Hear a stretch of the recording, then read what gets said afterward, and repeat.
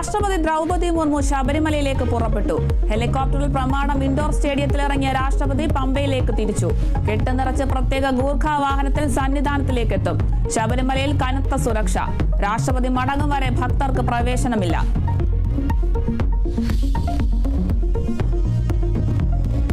കോഴിക്കോട് താമരശ്ശേരിയിൽ fresh cut മാലിന്യ സംസ്കരണ പ്ലാന്റിനെതിരായ സമരത്തിനിടെയുണ്ടായ സംഘർഷത്തിൽ 300-ലധികം പേർക്കെതിരെ കേസ്. ഫാക്ടറിക്ക് തീയിട്ട സംഭവത്തിൽ കേസെടുത്ത് വധശ്രമം ഉൾപ്പെടെയുള്ള വകുപ്പുകൾ ചുമത്തി. പ്ലാന്റിന് 5 കോടിയിലധികം രൂപയുടെ നഷ്ടം സംഭവിച്ചതായി പോലീസിന്റെ പ്രാഥമിക റിപ്പോർട്ട്. പോലീസ് നടപടിയിൽ പ്രതിഷേധിച്ച് ഇന്ന് പ്രാദേശിക ഹർത്താൽ.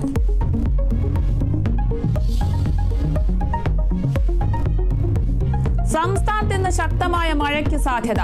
3 ജില്ലകളിൽ ചുവപ്പ് മുന്നറിയിപ്പ്. 7 ജില്ലകളിൽ ഓറഞ്ച് മുന്നറിയിപ്പ്. പത്തനംതിട്ട, ഇടുക്കി, മലപ്പുറം, പാലക്കാട് എന്നിവിടങ്ങളിൽ വിദ്യാഭ്യാസ സ്ഥാപനങ്ങൾക്ക് അവധി. തമിഴ്നാട്ടിലും ശക്തമായ മഴ. ചെന്നൈയിൽ ഉൾപ്പെടെ വിദ്യാഭ്യാസ സ്ഥാപനങ്ങൾക്ക് അവധി.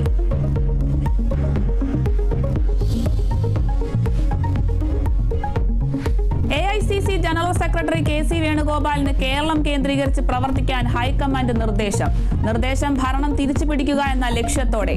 വിവിധ ജില്ലകൾ കേന്ദ്രീകരിച്ചായിരിക്കും KC വേണുഗോപാലിന്റെ പ്രവർത്തനം.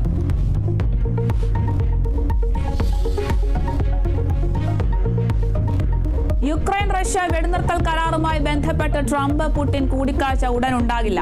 പാഴായ കൂടിക്കാഴ്ച ആഗ്രഹിക്കുന്നില്ലെന്ന് വൈറ്റ് ഹൌസ്. ഇരുവരും തമ്മിലുള്ള കൂടിക്കാഴ്ച ഉടൻ ഉണ്ടാകുമെന്ന് അറിയിച്ച ട്രംപ് പ്രധാനമന്ത്രി നരേന്ദ്രമോദിയുമായി വ്യാപാര വിഷയങ്ങളടക്കം ചർച്ച ചെയ്തെന്ന് അമേരിക്കൻ പ്രസിഡന്റ്.